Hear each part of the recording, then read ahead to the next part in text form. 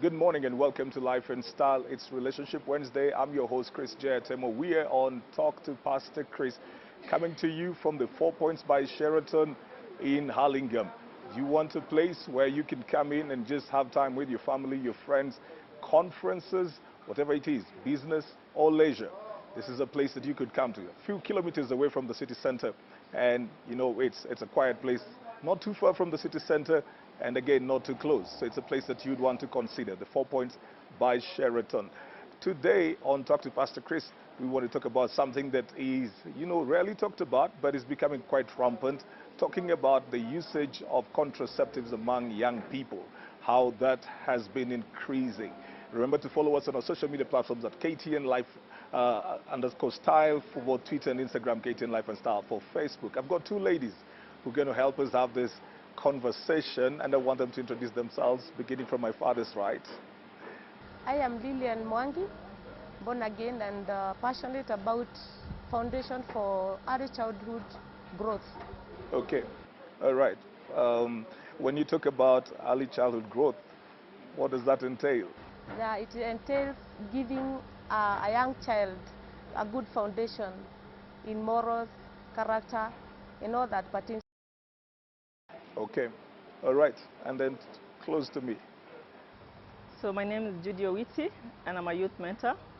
Yes, and I'm passionate about raising leaders in the next generation, about helping them have a sense of responsibility, not just for themselves, but for the world around them, so that they're able to achieve their passion, they're able to achieve their destiny, they're able to achieve their dreams. And as they do that, they're able to even help their world flourish and be able to give back to the world. Right. So that's what I'm passionate about. So both of you somehow are interested in the development of young people. For Lillian, it's at a younger stage. When you talk about the youth, what age groups are you looking at? I'm looking at 13, actually 12 to 25. So okay. Those are the ones I deal with. The 12 years, the 13, are those the ones that some people call the preteen? Yes. Okay. Yes. And then going all the way. Well, the discussion that we have today is, the increased usage of contraceptives among young people. First of all, I would ask, is that true? Is there an increase? Are they using that a bit more today? Absolutely, Pastor. We live in a society where it's so sexualized. Everywhere you turn, there's a sexual image. Whether you're looking at your phone, whether you're, watching a program, when you're walking, the billboards, the songs that these young people are listening to, the world is just calling them to be sexual beings, to have sex and to be engaged in sex. That's what the world is calling them to. And so because of that, there is increased sexual activity, and because there is increased sexual activity, then now there is increased use of contraceptives. Okay. So yes, it's happening a lot amongst young people in high schools now. Actually, the ages, they are becoming younger and younger as they use contraceptives. So there is high school, there is universities, there is colleges, it's just rampant. Yes. All right. There is a proposal somewhere that the age at which a young person should consent to intercourse should come down to about 16. Do you think at 16 somebody would make right choices about it? I don't think so, Pastor. I don't think that at that age the teen is able to even handle the responsibility that comes with having a sexual relationship, because there's so many things that entails being sexually active. You're thinking about being committed to that person. You're thinking about the responsibilities, the consequences of having sex. You're thinking about pregnancy, you're thinking about STIs, you're thinking about HIV, you're thinking about broken hearts, So are you able at that age to handle that kind of responsibility? And the answer is, I don't think so. All right. Lillian, you talk about the formation of young people at a very young age. Uh, what happens? How do we shift? Where do we really shift? Because most people, I mean, when they're at the age of 3 years, 4 years, 5 years, they're very obedient. They listen a lot, at least most people. It seems like morals are instilled. What happens when we're shifting to the stage where our jury is talking about? What happens in there?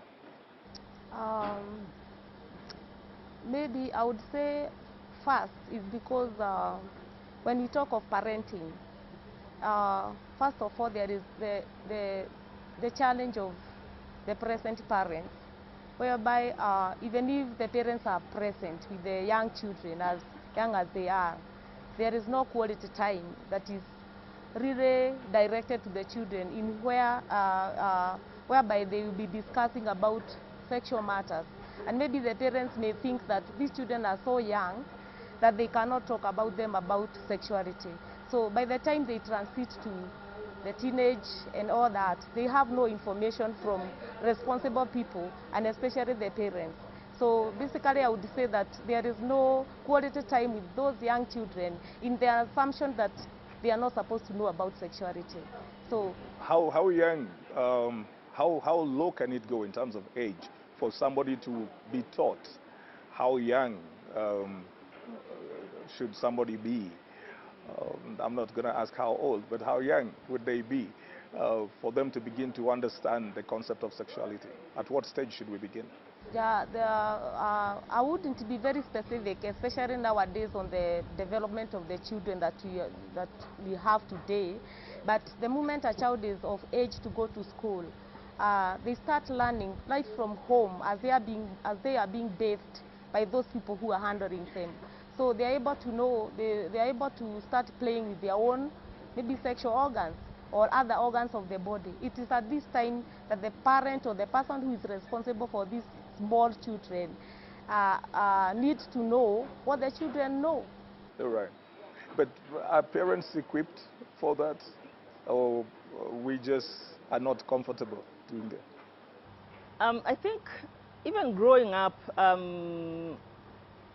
sex has always been this taboo, this thing that people just go around it. They don't really want to talk about it. And that culture has not changed much.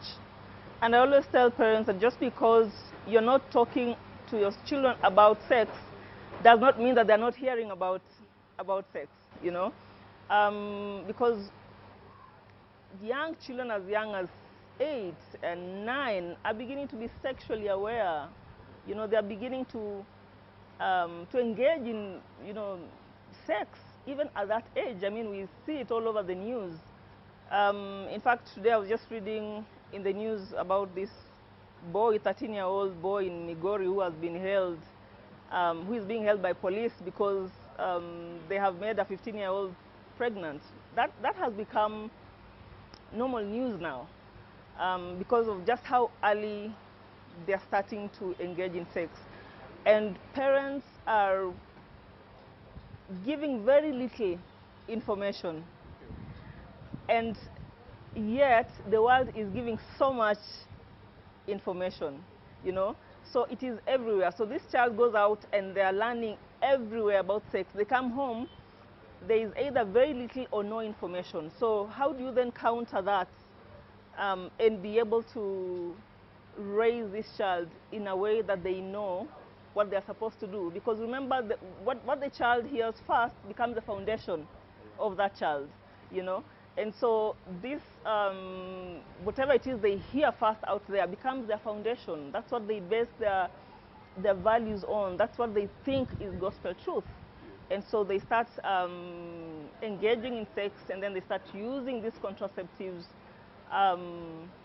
thinking that, yeah, they're safe, you know, because we have a way in which we have, as a society, we have, I would say, glamorized some of these contraceptives, and we think, yeah, like as a good thing, you know, just do it. If you're feeling good, then just do it. And so even for them, they think, okay, this is what I'm going to do because it feels good, but they're unaware of the consequences. And the parents need to be more open, need to start talking more about it, needs to start asking questions about it. You know, sometimes they ask us questions, our children ask us questions, and we shy away from answering those questions because we are shy or it's a taboo and we just don't want to talk about it. But it doesn't mean that they don't know about it, because somebody somewhere, either in school, someone is telling them about it. Yes. You know, and I was about to ask, you actually preempted my question, because I was going to ask Lillian why parents are uncomfortable having those discussions. And when you introduced yourself, you mentioned the part that, you know, you're somebody who has church orientation. And do you think the church does enough, or religious institutions? Are they doing enough in creating the awareness among the young people on how they need to make their decisions when it comes to matters of sexuality and sex? Okay, I would say that religion is doing their part, but as Judy has said, the society is like overcoming or overdoing it. As in, the children are so much exposed, and there is a lot of knowledge at their disposal, such that even when the child goes to church or comes to church and we want to tell them about sex and how it is dangerous to them, some of them have already tasted and they don't understand maybe why we are saying it is not good for them. And on the other hand, the shying off, as she has said, that you will find a parent or somebody who is a caregiver is not really equipped enough. They know the information they need to give to the child, but how to do it is a problem.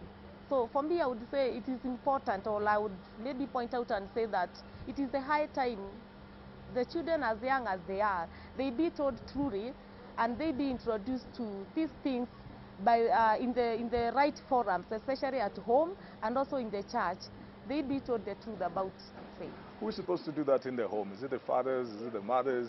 Sometimes because our parents are supposed to do that together, because sometimes people sit there, the mother is hoping the father will have this discussion, and sometimes the father is shying off, thinking it's easier for the mother to have the discussion.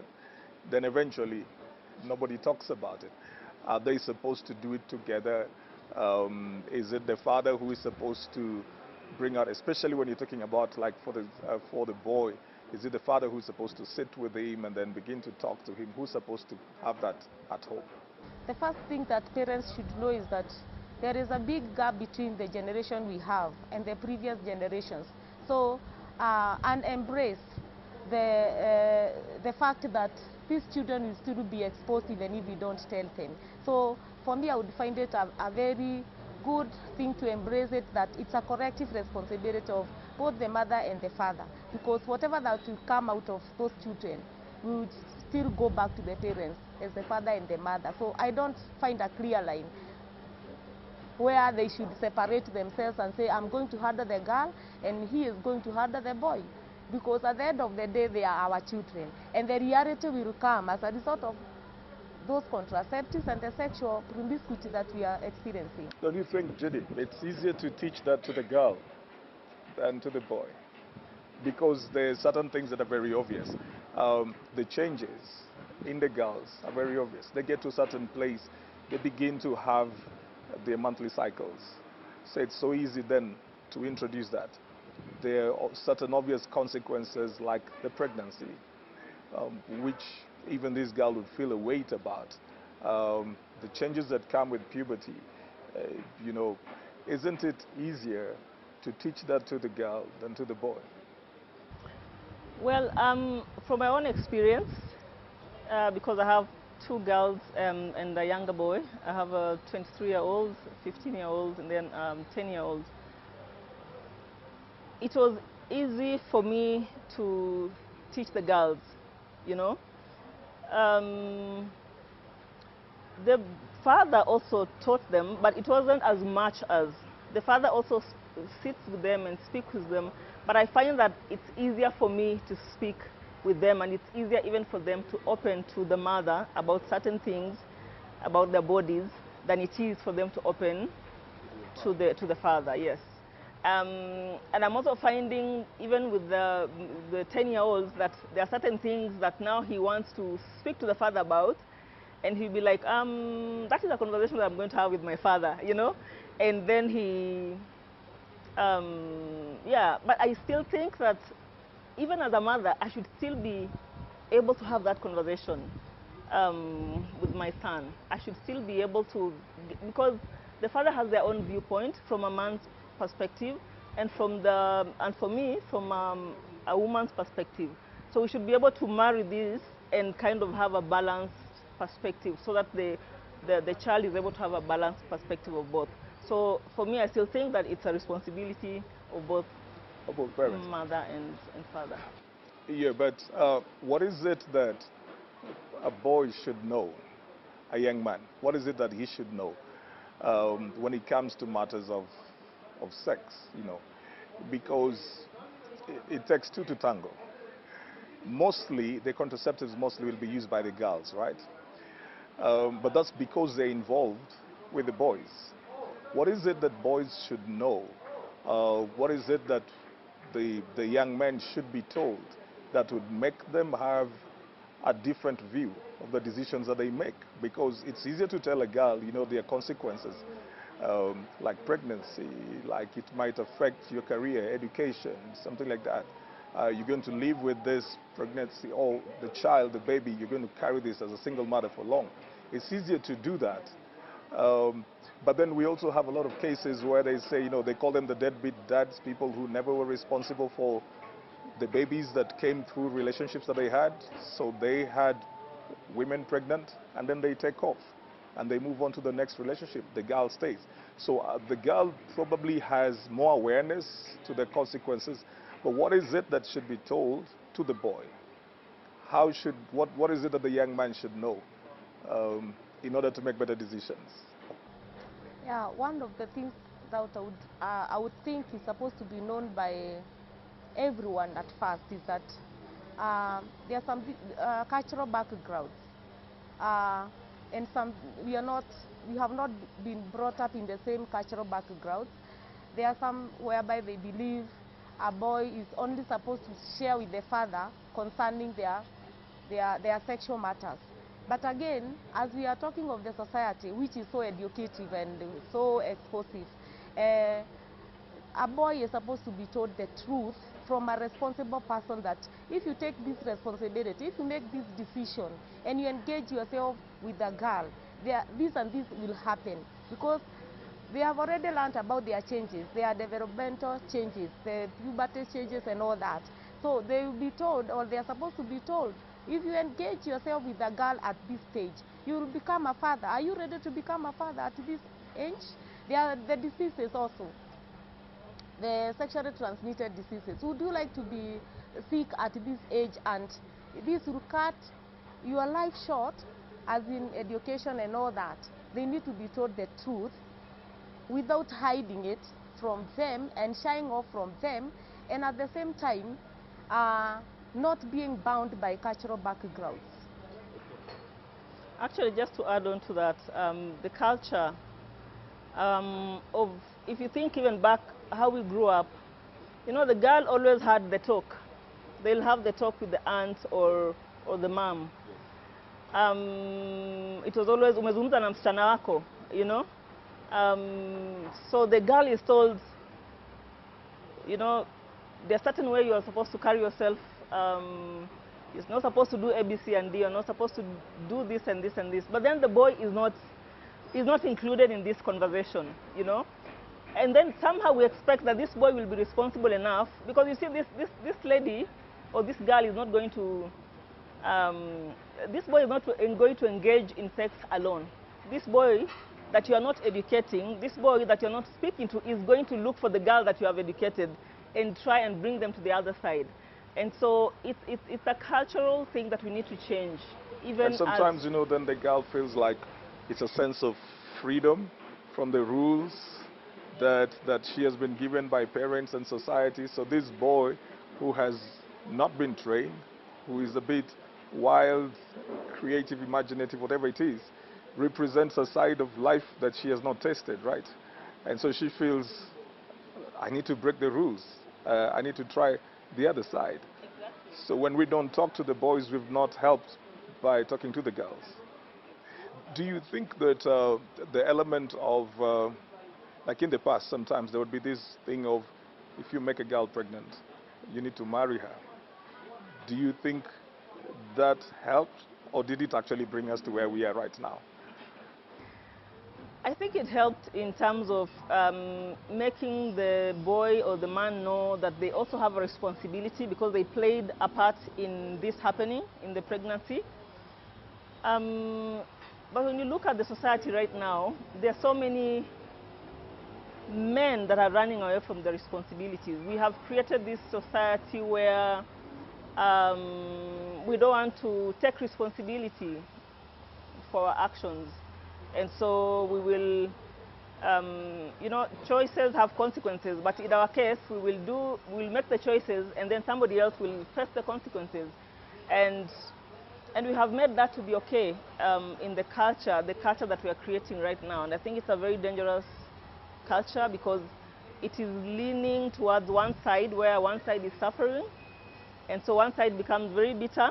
You know, so this mother is a single parent. They're raising a child on their own. Their children growing up with no fathers in the home, and then the cycle continues. You know, they grow up with no man to guide them into manhood, and so they again go out there, make other women pregnant, and then run away from responsibility, and so the cycle continues. Because they've never seen anybody being responsible like that. Yes, there has been no example for them, and so they just, it's about modeling. What are we modeling to young people, even as we teach them? Because they are looking at us, and if we are running away from responsibility, if the fathers are running away from responsibility, the boys will run away from responsibility because that's what they're seeing, and that's what is being modeled in front of them. But who is it that is telling young people about the contraceptives? Is it the young people themselves? Is it the older people? Who is telling them about it? The first thing, the first information is really coming from the society, which is very permissive. For example, talk of the condoms. They are freely distributed everywhere. So they are for them to take, and at the end of the day, they reuse them, because if they are at their disposal, they can use them. So one of the things that has led to this is the permissive society in which we are in, plus over sexualization of the content. For example, with the TV information and all that. If it is an advertisement, it is coming with a lot of sexual matters, such that they are also interested to, it's like something which is public and very permissive or legal, if I may use that word. So it gets so much at their disposal, such that it's open, they can use it. But, you know, you talked about what we are modeling, and from what I picked from the beginning, you feel that the modeling should be done from the home, right? So why are the young people being drawn towards what they watch? Why are they not seeing the parents as great models when it comes to things like values? Because yes, we can blame the society. We can say there's a lot going on there. But there are people who have always said, I want to be like my father, I want to be like my mother. Is it that we are not being heroes to our children, so they are looking for a certain sense of heroism elsewhere? There may be heroes within us. They are remnants, they are heroes. But when we talk of the heroes themselves, if the information is so open, and it is coming, like for example, we are in a family setup, and an advert comes, I have watched it, my children have watched it, how am I taking it? I'm able to make it a communal thing, whereby we are all watching, and how are we behaving about it? Am I really ready to discuss it with my boys and my girls, the impact it has on us as a family, or the impact it may have on them if they decide to go ahead and do what the content is all about. So, but is age, Judy, is age a factor? Because somewhere along the line, people begin to grow, and then they're thinking they really want to settle down. They're looking for stable men. They're looking for stable women. They're looking for them from among the very generation that they have been very permissive with. Is it an age thing? Is it the matter of everything is over-sexualized? Is it an age thing? Is it a place where, you know, there's experimentation? Is that also a reason why we have that?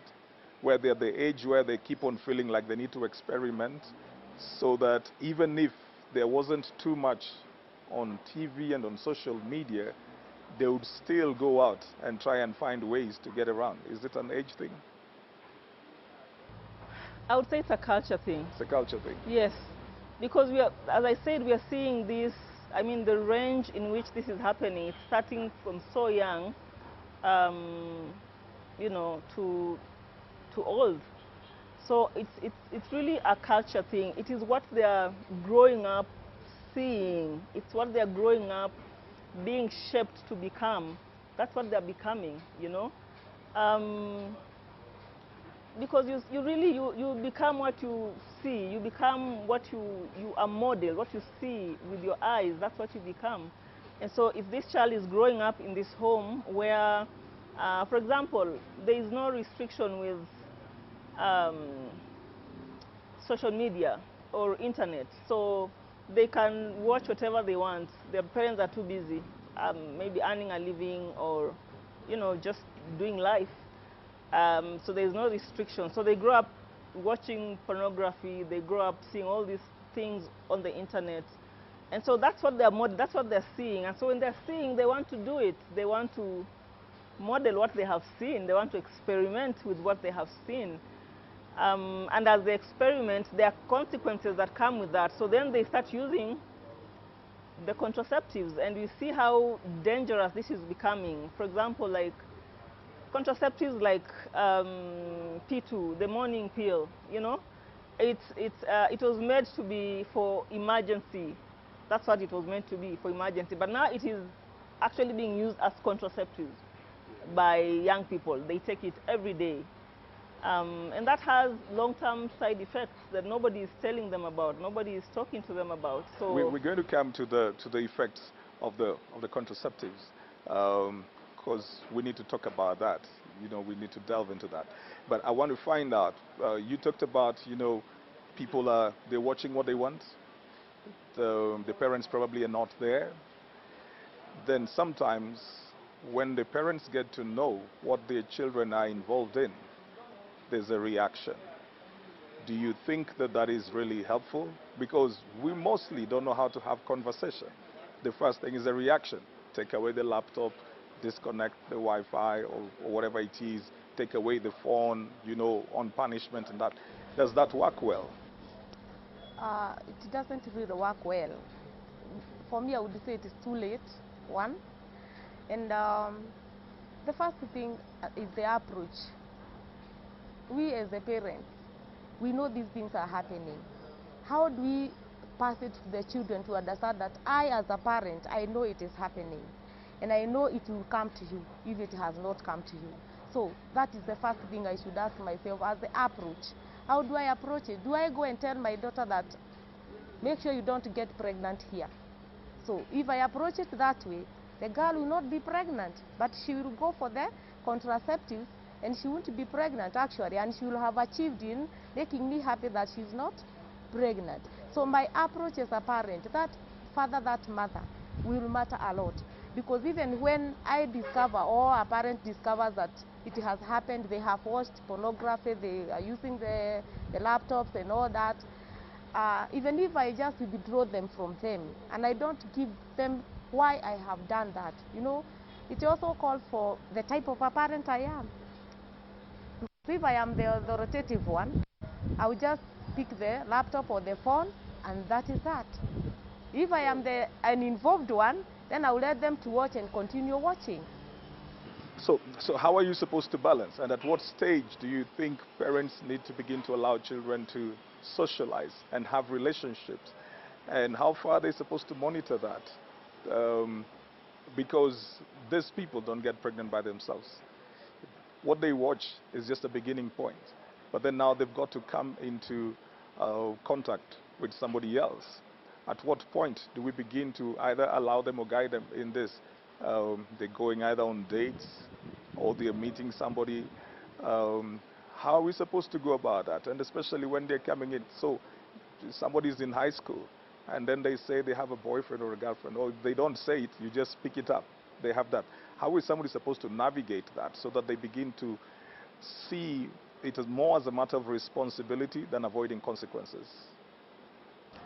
I think it's about explaining to them how do you define, what would they understand by having a boyfriend? Because the world has defined that in its own way, and we need to be able to define that in the home. What does it mean to have a male friend? Who is a male friend? What are you supposed to do with a male friend? I think that those conversations need to start, that the child is able to know how to have a healthy relationship with the opposite sex, you know? Because when they have the healthy relationship with the opposite sex, then it becomes a matter of equipping them with those values, with the principles, to know that this is my standard, this is what I should expect. If I don't get this, then there's something wrong here, you know? So it's just about raising them up and defining for them what that is. Because if you don't define for them what those relationships are, the world is very good at defining. In fact, it has already defined for them that, yeah, you're supposed to have a boyfriend, and when you have a boyfriend, you're supposed to sleep with them, you know, that's what you're supposed to do. How do you help them to establish healthy relationships with the opposite sex? Relationships that do not involve all that other stuff, but it's healthy in a way that it's okay to have a friend, it's okay to encourage each other, it's okay to support one another, it's okay to have study groups, it's okay to... Is it okay to have sleepovers? Well, in my opinion, I don't do sleepovers in my household, but there are parents who allow that. I think that you just have to be able to know where are they going for the sleepover, what are they doing there, is there an adult supervision, is there an adult supervising it, do you trust the parents, where they are going for the sleepover, what are the activities that are going to go on in that sleepover, what are they going to eat, what are they going to drink. So I think that just because I don't allow sleepovers for my children, that I see people doing it and some of them do it very responsibly. Yes, so I wouldn't say that it's a wrong thing, but I think you just need to be very aware that we are living in a very immoral world and there's so many bad things happening out there. There are predators out there. So what can you do to shield your children from that kind of thing? All right. And so now let's talk about, you started talking about it, but what are some of the effects that these contraceptives will bring about to the people who are using those? Because it's a common saying that choices have consequences. Sometimes people are unaware of the consequences because they're trying to get a way out of something very quickly. But what are some of those things that somebody should know, and especially the young people and teenagers and in early adulthood? What are some of those things they should know about the usage of contraceptives and prolonged usage, if I may say? So first of all, there are contraceptives like the morning pill, you know. They have long-term effects on your body. For example, like hormonal imbalance. They have been known to, for example, I was reading this research where it causes long-term effects, can be breast cancer or things like those. You know, I'm not a medical expert, but those are some of the things that have been, studies have shown that the actually effects that affect your body. Maybe later you want to have children and you're not able to have children because this thing has gotten into your system and it has ruined your system. And so there is that. There's also STIs. You know, just because you're taking the morning pill does not shield you from STIs, HIV, virus. And I always say that when they advertise this wonderful contraceptives, how wonderful they are.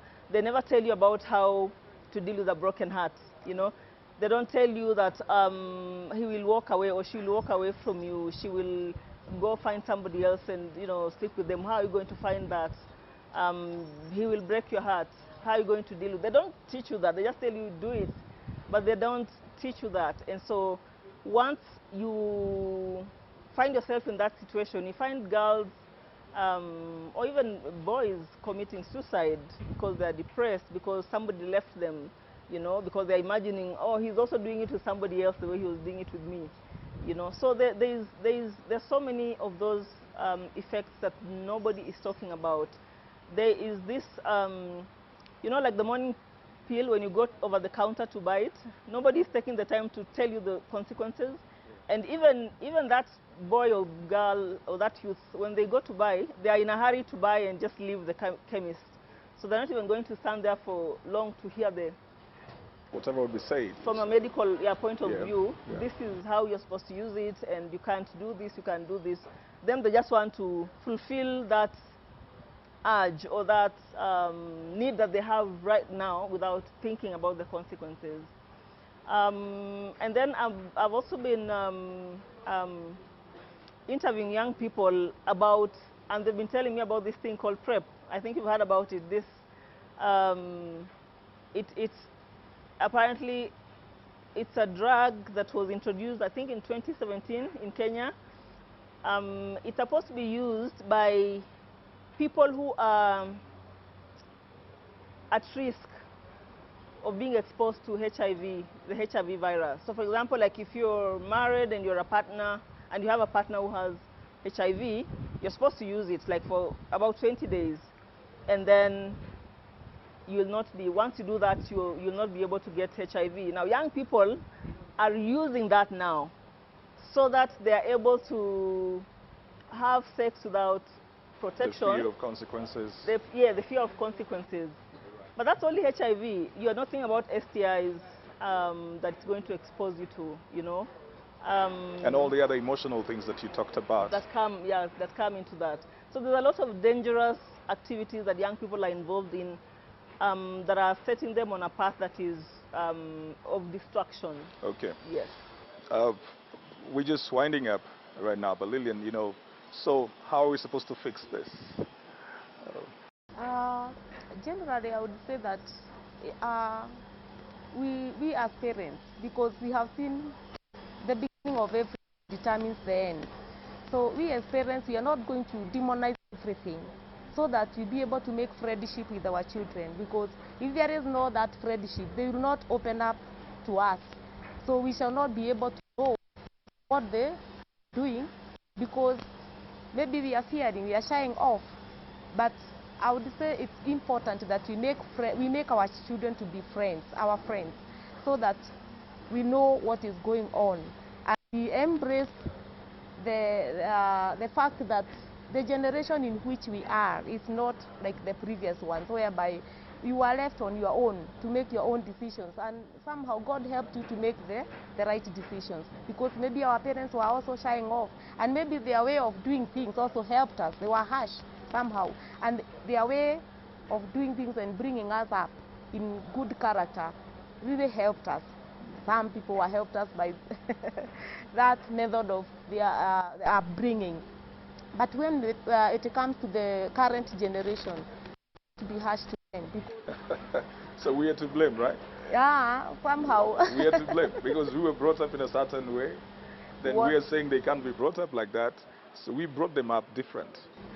I'm not really saying that we bring them up differently.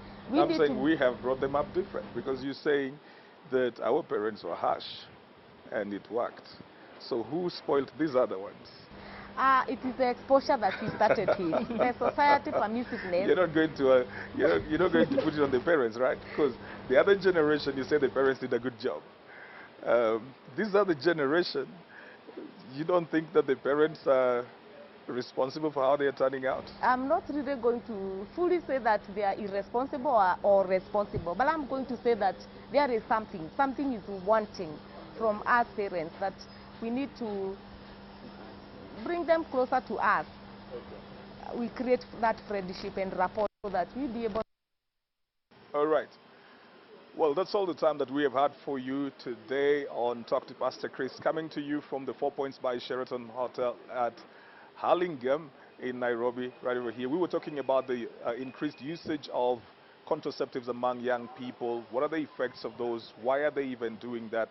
Conversations that we need to have. So we want to, encourage you as parents, the handlers of the children, caregivers, have the conversations with them. All you young people, find people you can talk to. Find out what are the effects. There's certain things that may not be physical, they may be emotional. So you may be setting up yourself on a course to distraction or having certain side effects eventually in the future that may not be very good for you. So before you really, really get involved in that, please talk to somebody. And parents and all the other caregivers, open up, give up the room for them to talk to us without feeling like they're going to be misunderstood or they're going to be judged. Well, Crystal Okusa is coming up next. Right now, we'll start with Crystal.